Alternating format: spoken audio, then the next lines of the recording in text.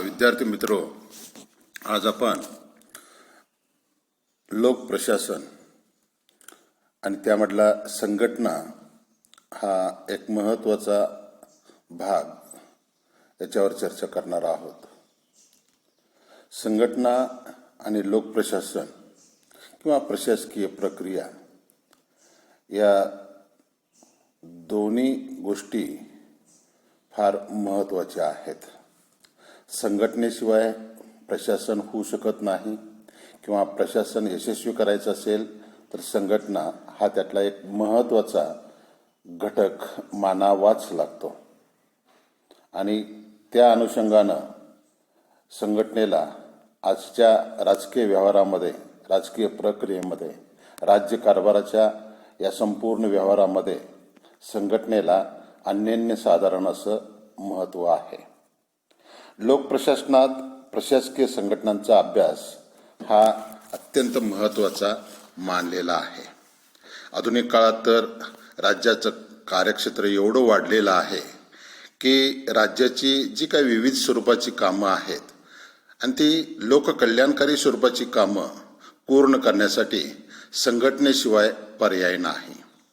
प्रत्येक देशाच्या राज्यकारभारात, प्रशासनात सर्वसाधारणपणे सचिवालय, मंत्रिमंडळ, वेगवेगळ्या विभागाची खाती, लोकोद्योग, लोकनिगम की ज्याला आपण महामंडळ असं म्हणत असतो ते महामंडळ, त्याचबरोबर राजकीय प्रक्रियेतला अत्यंत महत्त्वाचा घटक की जो राजकीय पक्ष म्हणून आपण संबोधतो तो राजकीय पक्ष, हे सगळे संघटनात्मक कार्य करत असतात. किंबहुना यांना आपण संघटना म्हणू शकतो. समाजात अनेक वेगवेगळ्या प्रकारच्या संघटना, संस्था असून त्यांचा व्यक्तीशी, अनेक व्यक्तींचा या संघटनाशी नेहमी संबंध येत असतो. मग काम ते धार्मिक असू दे, आर्थिक असू दे, राजकीय असू दे, शैक्षणिक किंवा इतर कोणत्याही स्वरूपाची कामाचं एक स्वरूप असू दे, त्यामध्ये संघटनेला अत्यंत महत्त्वाचं स्थान आहे. आपल्याला असं म्हणता येईल की संघटना म्हणजे काय, तर ज्या वेळेला सामान्यतः समान हेतूनं जेव्हा अनेक व्यक्ती एकत्र येऊन सामूहिक प्रयत्न करतात तेव्हा संघटना निर्माण होत असते. अर्थात यामध्ये अत्यंत महत्त्वाचं काय आहे तर एक सामान्य हेतू हा एकत्र येणाऱ्या लोकांच्या मध्ये असला पाहिजे आणि त्या सगळ्यांनी एका हेतूसाठी, एका उद्दिष्टासाठी नेहमी कार्यरत राहिलं पाहिजे.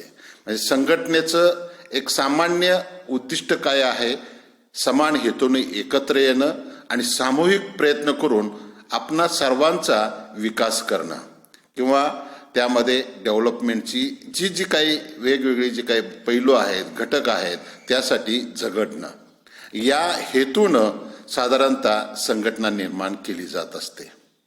अर्थात उदाहरणार्थ आपण जर राजकीय पक्ष जर ध्यानात घेतला एक संघटना म्हणून, तर राजकीय पक्षाची निर्मिती होत असताना समान विचाराचे अनेक लोक एकत्र येत असतात. म्हणजे ते एका राजकीय पक्षाचे एक वैचारिक अशी एक बैठक असते, अनेक विचारधारा असते. त्या विचारधारेवर आधारित त्या राजकीय पक्षामध्ये सगळे लोक एकत्र येत असतात आणि एकत्र येऊन आपली विचारधारा किंवा आपल्या विचारविनिमयानं राज्य आणि सत्ता चालवली पाहिजे, यासाठी ते त्या राजकीय पक्षाला सत्ता मिळवून देण्याचा प्रयत्न करत असतात. म्हणजे सत्ता मिळवणं हे एक त्यांचं सामान्य उद्दिष्ट आहे आणि त्या साध्यासाठी विशिष्ट पद्धतीनं ते ज्या वेळेला कार्याला लागतात त्यावेळेला त्या सगळ्या सामूहिक प्रक्रियेला संघटना असं म्हणायला काय हरकत नाही. तर याचप्रमाणे धार्मिक, शैक्षणिक, औद्योगिक, आर्थिक अशा अनेक स्वरूपाच्या संघटना आजच्या या आधुनिक काळामध्ये राजकीय व्यवहारामध्ये, राजकीय व्यवस्थेमध्ये, राज्यकारभाराच्या प्रक्रियेमध्ये या निर्माण झालेल्या आपल्याला दिसून येतात. यातील काही संघटना ह्या औपचारिक असतात तर काही संघटना ही अनौपचारिक असते. आता औपचारिक आणि अनौपचारिक म्हणजे एका विशिष्ट हेतून प्रेरित होऊन त्याच हेतूसाठी काम करणं, यासाठी साधारणतः औपचारिक घटना निर्माण झालेली असते. साधारणतः वेगवेगळी खाती प्रशासनातली खाती जी आहेत ती त्या एका विशिष्ट कार्यासाठीच म्हणून निर्माण झालेली असतात. जसा राजकीय पक्ष सत्ता मिळवण्यासाठीच निर्माण झालेला असतो, तशा काही संघटना या औपचारिक निर्माण झालेल्या असतात. आता अनौपचारिक म्हणजे सहज जाता जाता जर आपल्याला काही महत्त्वाची कामं आपल्या उपयोगी ठरणारी जी आहेत ती जर होत असेल तर आपण एकत्र यायला काय हरकत आहे, अशा अनौपचारिक पद्धतीनं सुद्धा काही संघटना निर्माण झालेल्या आपल्याला दिसून येतात. आता विवाह समारंभ, सार्वजनिक उत्सव, स्नेहसंमेलन अशी जी काही कामं आहेत ही संघटनात्मकच कामं आहेत आणि ती ठराविक काळापुरतीच असतात. तर या सगळ्या गोष्टी ज्या आहेत या अनौपचारिक संघटनेच्या क्षेत्रात आपल्याला मोडलेल्या दिसून येतात. साधारणतः काही महत्त्वाचे जे काही दबाव गट आहेत हे दबाव गट नेहमी आपल्या राजकीय व्यवहारामध्ये आपल्या सहजीवनामध्ये काम करत असलेले दिसून येतात. हे दबाव गट म्हणजे कुठले तर साधारणतः शिक्षकांच्या संघटना, विद्यार्थ्याची संघटना, त्याच्यानंतर कामगारांची संघटना, अशा अनेक वेगवेगळ्या काही संघटना आहेत. याही लोकांचं काम हे एका विशिष्ट पद्धतीनं संघटनात्मक पद्धतीनं होत असलेलं आपल्याला दिसून येतं. आता वेगवेगळे शासकीय स्वरूपाची जी काही कामं आहेत साधारणतः त्यासाठी जी काही वेगवेगळी खाती निर्माण केलेली असतात, विभाग निर्माण केलेले असतात, ती खाती म्हणजे गृह खातं घ्या, संरक्षण खातं घ्या, तर त्यासाठी ते हेतू पुरस्सर जाणीवपूर्वक एकत्र येत असतात आणि ते काम किंवा ते उद्दिष्ट पूर्ण करण्यासाठी सतत कार्यशील राहत असतात. मग अशी काही औपचारिक स्वरूपाची काही संघटनात्मक कामं आजच्या या प्रशासकीय व्यवस्थेमध्ये चाललेले आपल्याला दिसून येतात. साधारणतः लोकप्रशासनातील सर्वच कार्ये ही संघटनात्मक दृष्टिकोनातून चाललेली आहेत. सरकारी खात्याची रचना असू दे ती एका विशिष्ट पद्धतीनं संघटनात्मक होऊन आपलं कार्य पूर्ण करत असते. शिक्षण देण्याचं काम असू दे किंवा आरोग्य किंवा सामाजिक जीवन हे सुरळीत चालावं यासाठी केलेली वेगवेगळे विभाग जे काय आहेत, खाती जी काय आहेत ती खाती आणि ही कायमस्वरूपी आपले काम उद्दिष्ट पूर्ण करत असतात. त्यासाठी नोकरवर्गांची भरती त्यामध्ये केली जाते. प्रशिक्षित अशा स्वरूपाची संधी नोकरवर्ग त्यांना सहकार्य करत असतो आणि अशा पद्धतीनं प्रशासनामध्ये, राज्यकारभारामध्ये संघटनेचं एक अत्यंत महत्त्वाचं असं काम आहे, उद्दिष्ट आहे असं आपल्याला म्हणावं लागतं. आता सामूहिक स्वरूपाचं काम असो किंवा ते वैयक्तिक स्वरूपाचं असो, त्यासाठी संघटना ही अत्यावश्यक असते. मग खाजगी, सरकारी, सार्वजनिक अशा सर्व क्षेत्रात संघटनात्मक पद्धतीनं आज आधुनिक काळामध्ये कार्य करावं लागतं. या विशिष्ट पद्धतीनं रचना करून, कार्याचं वाटप करून संघटनात्मक पद्धतीनं आज कार्य झालेलं आपल्याला दिसून येतं आणि ते यशस्वी झालेलेही दिसून येतं. अगदी समारंभापासून आपण जर बघितलं किंवा देशाच्या संरक्षणाच्या किंवा देशाच्या प्रशासनाच्या पर्यंत जर आपण पोचलो तर तिथंपर्यंत जी कामं करावी लागतात ती साधारणतः याच पद्धतीनं होत असलेले दिसून येतात. आता लोक निगम हा एक फॅक्टर, हा एक घटक शासनातला अत्यंत महत्त्वाचा एक घटक आहे. महामंडळ ज्याला म्हणतो आपण, लोक निगम, पब्लिक कॉर्पोरेशन्स, हे सुद्धा एक संघटनेचाच भाग आहे. कारण एका विशिष्ट कामासाठी सरकार आणि जनता किंवा समाज एकत्र येऊन साधारणतः हे निगम तयार केलं जातं. त्यामध्ये काही खाजगी पण लोक समाविष्ट झालेले असतात. पैसा मिळवणं हा हेतू नसतो, पण लोकांना, देशाला एक सेवा, एक चांगल्या पद्धतीची एक सोयी सुविधा निर्माण करून देण्यासाठीच निगमांची, महामंडळाची निर्मिती केलेली असते. तर अशा पद्धतीनं प्रशासनाच्या सर्वच प्रक्रियेमध्ये या संघटनेला एक अनन्यसाधारण असं महत्त्व असलेलं आपल्याला दिसून येतं. लोक प्रशासनातील संघटनेच्या विविध तत्वांचा अभ्यास हा संघटनेमध्ये केला जात असतो. संघटनांच्या काही व्याख्या आपण पाहणार आहोत. एक 4-5 व्याख्या मी तुम्हाला सांगतो. यामध्ये काही राजकीय विचारवंतांनी व्याख्या केलेल्या आहेत. आर्विक या विचारवंतानं संघटनेची व्याख्या करत असताना असं म्हटलेलं आहे की एखादं उद्दिष्ट साध्य करण्यासाठी आवश्यक असलेली कामे आणि त्या कामाला अनुसरून त्याचे विभाग पाडणे आणि काही लोकांना ते नेमून देणे आणि अशा या सगळ्यांना संघटना असं म्हणावं, असं आर्विक यानं म्हटलेलं आहे. म्हणजे एक उद्दिष्ट साधारणतः संघटनेमध्ये प्रमाण मांडलं गेलं पाहिजे आणि त्या उद्दिष्टासाठी कामाचं विभाजन केलेलं असलं पाहिजे. म्हणजे वेगवेगळे विभाग तयार केले पाहिजेत आणि त्या विभागांना ती जबाबदारी दिली गेली पाहिजे आणि ती प्रत्येकानं अगदी समन्वयानं एकमेकाच्या सहकार्यानं चांगल्या पद्धतीनं पूर्ण केली पाहिजे. अशी एक भावना संघटनेमध्ये असलीच पाहिजे. आर्विकने याच दृष्टिकोनातून ही संघटनेची व्याख्या केलेली दिसून येते. आता J.D. मुने या विचारवंतांना असं म्हटलेलं आहे, समान हेतू साध्य करण्यासाठी साधारणतः निर्माण केलेली प्रत्येक म्हणजे संघटना. समान हेतूच्या उद्देशानं एकत्र येणं, समान उद्दिष्ट असलेली लोक ज्या वेळेला एकत्र येतात आणि त्या उद्दिष्टासाठी अहोरात्र प्रयत्न करतात, करावा लागतो, अशा सगळ्या प्रक्रिया या संघटनेमध्ये झाल्याच पाहिजेत. एकाचं इकडं तोंड दुसऱ्याचं दुसरीकडं तोंड असं संघटनेमध्ये चालत नाही. संघटनेमध्ये सगळी लोक एका ध्येयानं प्रेरित झाली पाहिजेत आणि त्याच ध्येयासाठी प्रत्येकानं कार्यरत राहिलं पाहिजे. म्हणजे एक उद्दिष्ट, एक सामायिक उद्दिष्ट आणि त्यासाठी सर्वांचे प्रयत्न म्हणजे सामूहिक प्रयत्न हा संघटनेचा आत्मा आहे. आणि या अनुषंगानं प्रशासनामध्ये अनेक संघटना या निर्माण झालेल्या आपल्याला दिसून येतात. त्याच्यानंतर L.D. व्हाईट या प्रशासकीय विचारवंतांना संघटनेबद्दल बोलत असताना असं म्हटलेलं आहे की एखादा निश्चित हेतू साध्य करण्यासाठी कर्मचारी वर्गात कार्ये आणि जबाबदाऱ्या यांच्या वाटणीकरणासाठी जी व्यवस्था करण्यात येते त्या व्यवस्थेला संघटना असं म्हणावं.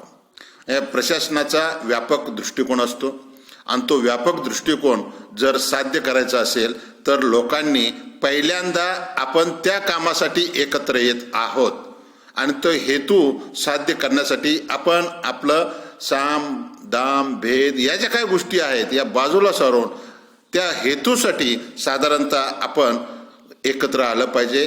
ती समान जबाबदारी आपण स्वीकारली पाहिजे.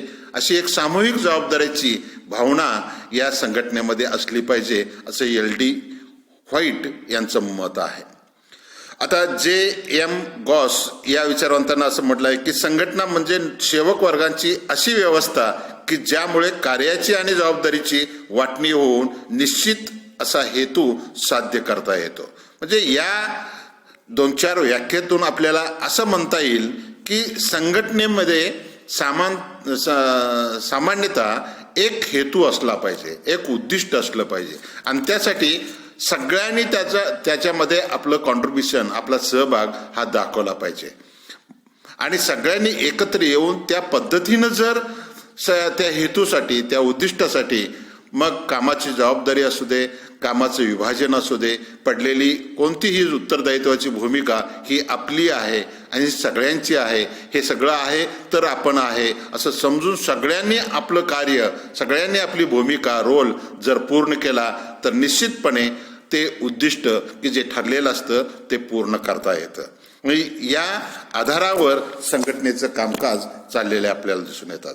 साधारणतः संघटनेचा जो अप्रोच आहे तो प्रशासनाचा देशातील असलेल्या राज्यकारभाराची जी काही कामं आहेत ती कामं पूर्ण करण्याचा किंवा वैयक्तिक सामाजिक पातळीवर सुद्धा आपण एकत्र येऊन आपण जर सामूहिक पद्धतीनं विशिष्ट उद्दिष्ट डोळ्यासमोर ठेवून जर कार्यरत राहिलो तर निश्चितपणे आपल्या ज्या काही अडीअडचणी आहेत किंवा आपला जो काही विकास आहे तो विकास अगदी व्यवस्थितपणे आपल्याला पूर्ण करता येतो.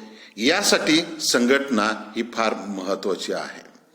अर्थात संघटनेचे काही आधारभूत घटक आहेत याचाही विचार आपल्याला करायला पाहिजे.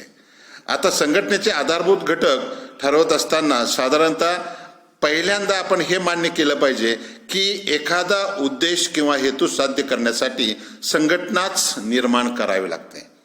संघटनेशिवाय एकट्याला काम करणं आणि एक 10-12 लोकांनी एकत्र येऊन काम करणं आणि त्या कामाचं जर आउटपुट जर बघितलं तर निश्चितच याच्यामध्ये फरक असलेला आपल्याला दिसून येतो. अनेकांचं सहकार्य असेल तर अनेक बाजूनं पैलूनं आपल्याला ते काम अधिकाधिक चांगल्या पद्धतीनं पूर्ण करता येतं, हा इतिहास आहे. साधारणतः एका विशिष्ट हेतूसाठी उद्देशासाठी लोकांनी एकत्र आलंच पाहिजे. आता समाज निर्माण होण्याचं, कुटुंब निर्माण होण्याचं कारण काय आहे तर असुरक्षितता किंवा आपल्या सगळ्यांचा विकास ही भावना डोळ्यासमोर ठेवून आपण एकत्र येत असतो. कुटुंबामध्ये आपण एकमेकावर प्रेम करतो, एकमेकांच्या अडचणी सुखदुःख जे काय असेल त्यामध्ये सहभागी होतो. हे कशासाठी तर सामूहिक विकासासाठी. सामूहिक विकास जर करायचा असेल तर साधारणतः संघटनेशिवाय पर्याय नाही असंच आपल्याला म्हणावं लागेल. आणि याच आधारावर संघटनेचे काही आधारभूत घटक ठरतात. आता त्यामध्ये कार्याचं विभाजनाला महत्त्व आहे. कार्याचं विभाजन केल्यानंतर विभाग पडतात, उपविभाग पडतात. त्याच्यानंतर कुशल, पात्र, कार्यक्षम अशा नोकरवर्ग आपल्याला त्यासाठी निश्चित करावा लागतो. आणि अशा विविध प्रकारच्या संघटना, वेगवेगळी खाती, विभाग आज प्रशासनामध्ये यशस्वी झालेले आपल्याला दिसून येतात. साधारणतः याचं एक उत्तम उदाहरण जर आपल्याला द्यायचं झालं तर संघटना निर्मितीत किंवा तिच्या प्रत्यक्ष कार्यात अनेक प्रकारच्या तत्वांचा, अनेक प्रकारच्या सिद्धांताचा स्वीकार करावा लागतो. एखादा शिंपी जर कोट शिवायचा असेल तर तो कोट शिवण्यापूर्वी कपड्याचं योग्य आणि आवश्यक असं तुकडं करतो आणि तुकडे करून नंतर तो तुकडे पद्धतशीरपणे जोडतो. किंवा एखादा सुतार लाकडाचे योग्य आणि आवश्यक असे तुकडे करून नंतर जोडून अगदी व्यवस्थितपणे टेबल तयार करतो. त्याप्रमाणे कोणतेही प्रशासनाचं कार्य करत असताना पहिल्यांदा कार्याचं विभाजन केलं जातं. विभाजन करून कामाचं वाटप करून संघटना निर्माण करावी लागते. आणि ती संघटना निर्माण करताना प्रशासनाचा हेतू किंवा प्रयोजन जे काही आहे ते कोणत्या पद्धतीनं पार पाडता येईल यासाठी प्राप्त परिस्थिती, त्याच्यानंतर योग्य स्थळ किंवा त्यासाठी योग्य पिरियड जो काळ आहे तो काळ, या सगळ्यांचा विचार करून विभाग, उपविभाग मांडता येतात. आणि त्या आधारावर लोकांच्या विशिष्ट कार्यासाठी, लोकांच्या विशिष्ट ज्या काही गरजा आहेत त्या गरजा पूर्ण करण्यासाठी साधारणतः प्रशासनाला काही आधारभूत घटक हे निश्चित करावे लागतात. संघटना निर्माण करताना प्रामुख्याने प्रमुख 4 घटकांचा विचार करावा लागतो. 4 घटक कुठले आहेत की प्रयोजन म्हणजे उद्देश काय आहे आपला, त्याच्यानंतर प्रक्रिया, प्रोसेस ती काय आहे ती पाहिली जाते. आणि त्याच्यानंतर प्रजा, कोणत्या लोकांसाठी, किती लोकांच्यासाठी आपण ही संघटना निर्माण करत आहोत, म्हणजे प्रजा हा एक त्याचा प्रमुख आधारभूत घटक असला पाहिजे. आणि त्याच्यानंतर प्रदेश, एका विशिष्ट प्रदेशासाठी आपल्याला काही कामं करावी लागत असतात. तर प्रजा, प्रदेश, 4 P's म्हणजे साधारण आपल्याला सांगता येईल की यामध्ये 4 P's मध्ये काय काय येतं तर पर्पज, प्रयोजन कशासाठी आहे, प्रोसेस, प्रक्रिया काय आहे, त्याच्यानंतर पर्सन, प्रजा, कोणासाठी आपण ते तयार करतो, आणि प्रदेश, प्लेस, यासाठी या 4 P'चा आधार हा संघटनेचा प्रमुख आधार मानला जातो. याची सविस्तर चर्चा आपण नंतरच्या पिरियडला करूया. थँक्यू.